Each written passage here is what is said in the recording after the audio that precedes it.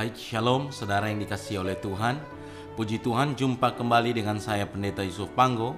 Dan pada kesempatan ini kita akan sama-sama merenungkan firman Tuhan di dalam sebuah tema, yaitu mengerjakan keselamatan menuju ke arah Kristus. Sekali lagi, mengerjakan keselamatan menuju ke arah Kristus. Pembahasan tema kita ini akan didasarkan di dalam 2 Timotius pasal yang pertama ayat yang ke-9. Sekali lagi 2 Timotius pasal pertama ayat yang ke-9.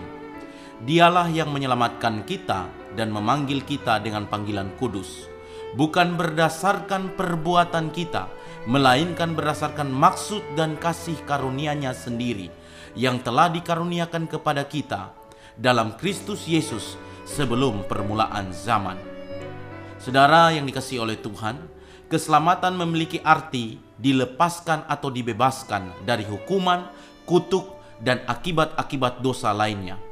Keselamatan ini tidak dapat kita raih dengan kekuatan kita sendiri, misalnya dengan kita berbuat baik, beramal, dan sebagainya.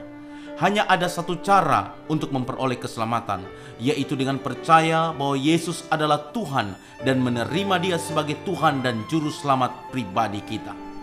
Namun, perlu kita ketahui ada proses keselamatan tidak hanya berhenti sampai di sini saja, atau sekali langsung selesai, tetapi harus dikerjakan terus-menerus di sepanjang hidup kita. Karena keselamatan memiliki dua sisi, yaitu sisi anugerah dan sisi ketaatan. Filipi pasal 2 ayat yang ke-12 hingga ayat yang ke-13 berkata, "Karena itu tetaplah kerjakan keselamatanmu dengan takut dan gentar, bukan saja seperti waktu aku masih hadir, tetapi terlebih pula ketika waktu aku tidak hadir. Karena Allah lah yang mengerjakan di dalam kamu, baik kemauan maupun pekerjaan menurut kerelaannya." Adapun sasaran mengerjakan keselamatan ini adalah untuk menjadi serupa dengan Kristus. Maka karakter kita pun harus berubah dan bertumbuh ke arah Dia. Sebab di dalam 1 Yohanes 2 ayat yang ke-6 berkata, "Barang siapa mengatakan bahwa ia ada di dalam Dia," artinya di dalam Kristus, "ia wajib hidup sama seperti Kristus telah hidup." Saat kita mengalami kelahiran baru, maka harus kita ketahui yang berubah adalah roh kita.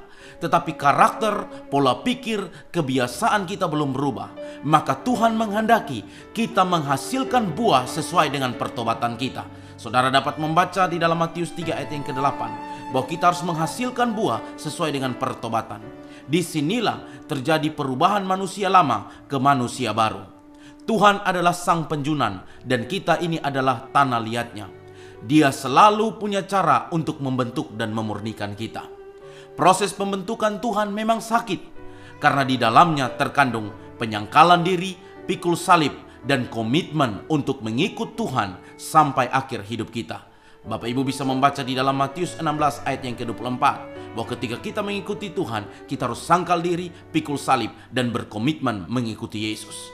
Karena itu Bapak Ibu yang dikasihi oleh Tuhan, sebab semua orang yang dipilihnya dari semula, mereka juga ditentukannya dari semula untuk menjadi serupa dengan gambaran anaknya, supaya ia, anaknya itu, menjadi yang sulung di antara banyak saudara. Roma pasal 8 ayat yang ke-29. Bapak Ibu Saudara yang dikasihi oleh Tuhan, kiranya renungan singkat ini boleh memberkati kita sehingga kita sadar bahwa kita sebagai orang Kristen yang sudah diselamatkan karena percaya kepada Kristus, kita punya tanggung jawab, yaitu di dalam hidup kita menghasilkan buah-buah pertobatan. Sehingga karakter hidup kita usahakan, kita berupaya untuk melatih dan merubah karakter dan pola pikir kita sesuai dengan karakter Kristus pada akhirnya. Tuhan Yesus memberkati kita semua. Semoga hari ini Anda jalani dengan penuh sukacita dan disertai Tuhan. Haleluya.